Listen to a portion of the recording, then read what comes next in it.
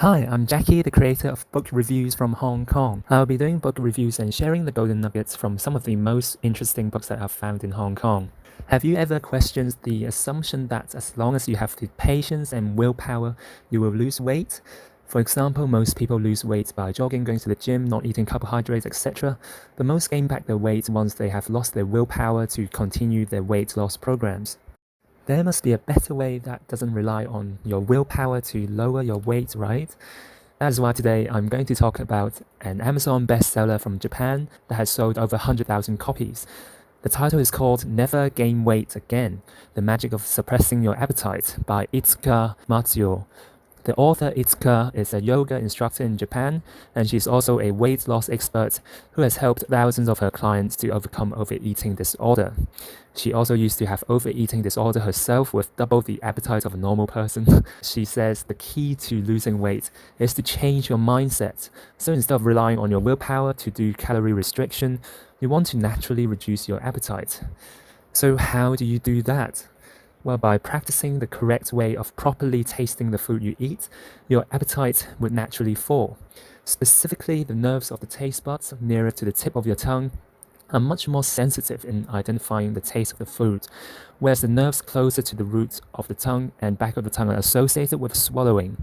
That means you would consciously use the tip of the tongue to taste the food properly. In this way, you would change your mindset from getting satisfied by feeling full from your stomach to getting satisfied feeling full psychologically, because you shift focus to quality or the flavor or the taste of the food. So the aim is to naturally stop eating when you're about 80% full. In this way, the stress of not eating enough or feeling distressed because of overeating would simply disappear. In essence, like meditation where you focus on your breathing, here you focus on your taste buds at the tip of your tongue when you're eating. By practicing this kind of food meditation, you will be able to develop the ability to control and suppress your appetite. So there's no need to restrict yourself from eating the types of food you love. If you could feel satisfied just by the flavor, and naturally you would stop eating when you feel 80% full. That is the quick summary of chapter 1. The second chapter introduces the experiments of the eating habits to gain weight. So first of all, try to swallow a bit of saliva normally and note that feeling. Then, this time, stick out a bit of your tongue and have your front teeth locking the tongue in place and try to swallow a bit of saliva this time. Notice how it takes a bit of effort for your throat to swallow the saliva this time. What these two experiments show are how consciously stretching your tongue towards the front teeth will make it harder to swallow. Every time the food is chewed near the back of the mouth, you would need to return the food to the tip of the tongue at least 3 times during the chewing process for this mindful eating technique. So my own experience shows that the food does taste better by quite a bit, at least 20-30%, and you're naturally forced to chew the food quite a bit longer as you spend less time grinding the food at the back of your mouth. So this less efficient way of chewing food also forces people to eat a lot slower, and therefore they're more likely to feel full after eating for 20 minutes, which is obviously known as the 20 minutes rule. You could argue that this tip of the tongue technique is just a gimmick that links chewing longer to the 20 minutes rule. However, unlike the 20 minutes rule where people might get stressful and run out of patience to eat slower, this tip of the tongue eating method is pretty effective since the food does taste better. Moreover, the second key component of the author's Itsuka's technique is to develop a full awareness of the feeling of fullness from the stomach. This requires you to focus on the temperature and the weight of the food that you have just eaten or drunk in the stomach. The aim is to stop eating naturally when you feel 80% full. Itsuka believes it is essential to combine both the stomach awareness on temperature and weight with the tip of the tongue eating technique. This might well be the ultimate techniques to prevent overeating disorder. Readers are advised to try ginger soup or warm dairy products to train the temperature sensitivity of the stomach. And as for the feeling, the weight, readers could try bread versus rice. It will feel differently. And to raise the sensitivity of the stomach, Itsuka advises readers to try training with nuts. Basically, she claims almond and walnuts have completely different temperature and weight. Specifically, almond feels very warm in the stomach, and you should be able to feel its weight, whereas you shouldn't be able to feel much weight or warmness from walnuts. The training requires readers to eat almond first, take notes of that feeling from the stomach, and then eat walnuts and compare the feelings between the two. The warmness isn't the same as the microwave heating things up, it is rather like the warmness that slowly seeps out.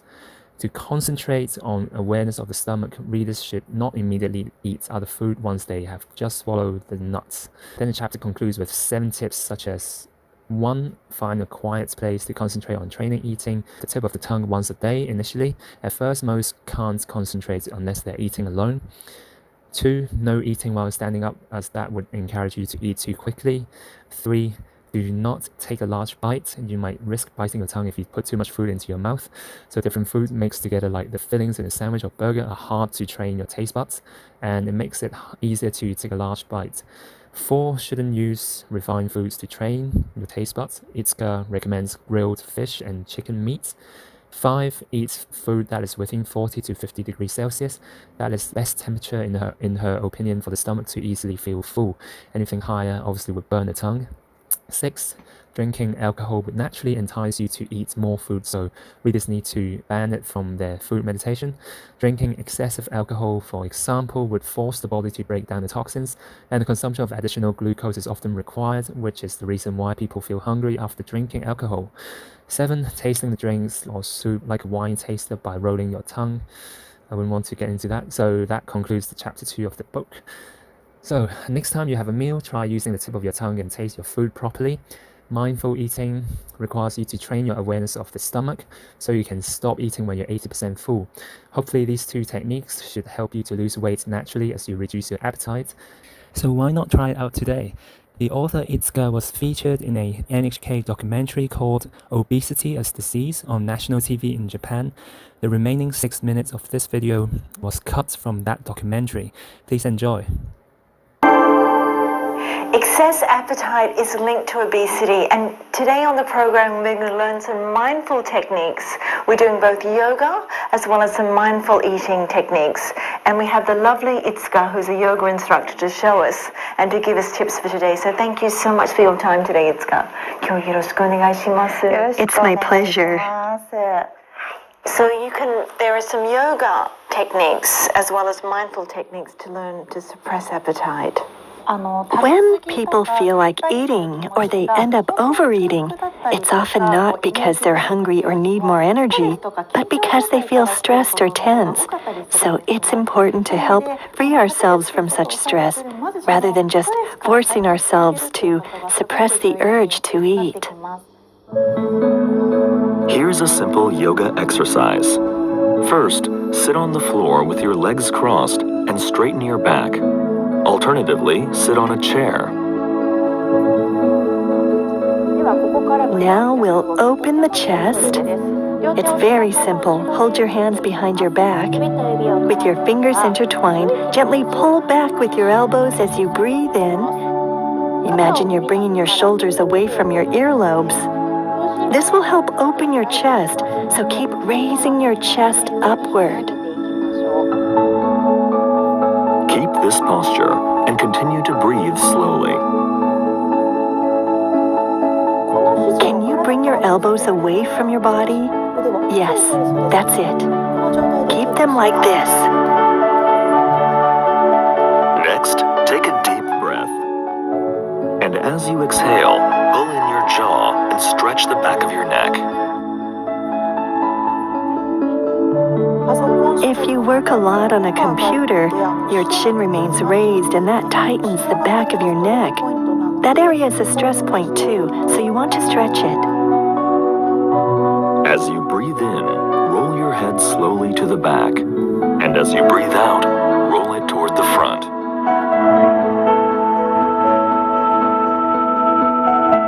Do the same movement in the other direction. Please pause a moment. If you bring your head too far back when you roll it, you could hurt your cervical spine. So keep a space about the size of a fist, and then tilt your head back a bit, about 30 degrees, and slowly roll your head again. Do it slowly as you keep the space behind the neck. That's good.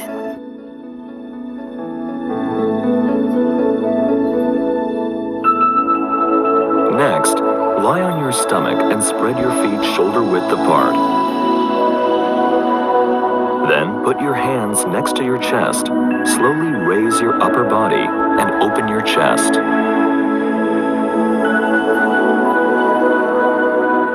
You don't want your chest to drop like this, so stretch your chest and try to open it. Keep it there. Good. And let's breathe. Finally, to loosen your lower back, stretch forward and round your back a little. Then, put your forehead against the floor and relax. You may be doing two things at the same time. When you try to open your chest, you may also be arching your lower back. So, to release that tension, you want to round your back. This lets you stretch your lower back and restore it to the correct position. Raise your upper body gradually, bringing up your head last. Do 2 to 3 sets of these movements while breathing slowly for enhanced relaxation. Such a relaxing pose. I think I could have gone to sleep there. Changing the way we eat can also help suppress appetite. It's important to chew well. Here's some rice. Could you take a bite? Here you go. Please eat it like you normally would. While chewing, you might swallow a little. That often happens when we chew our food.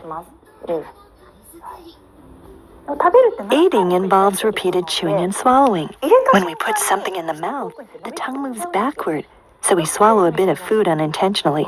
We need to block the process so we can chew well. Oh, that's fascinating. So then what do you do with your tongue when you're eating normally then, when you're eating? It's easy. Put the food at the tip of your tongue as you eat it. So you put the food on the tongue? Yes, just keep it at the front of your tongue. Please try. You want to focus on the tip of your tongue. Just doing so makes a big difference. That way, you don't swallow right away and you chew more. Can you tell? That's amazing. I think the first time when I was eating it, it just naturally goes to the back of the throat. And when you're trying to focus on bringing it to the tip of the tongue, it kind of stays there. Fascinating. Yes. Typically, many people tend to swallow their food after chewing it only 2 or 3 times. But by simply focusing attention on the tip of the tongue, we not only chew more, but also savor the flavor more, and it's more enjoyable. So food tastes better, and we also chew very thoroughly. So thank you so much for your time today. ありがとうございました。ありがとうございました。Thank you very much for watching my first ever book review video. I hope you enjoy it, and if you find the video informative and useful, please subscribe to my YouTube channel.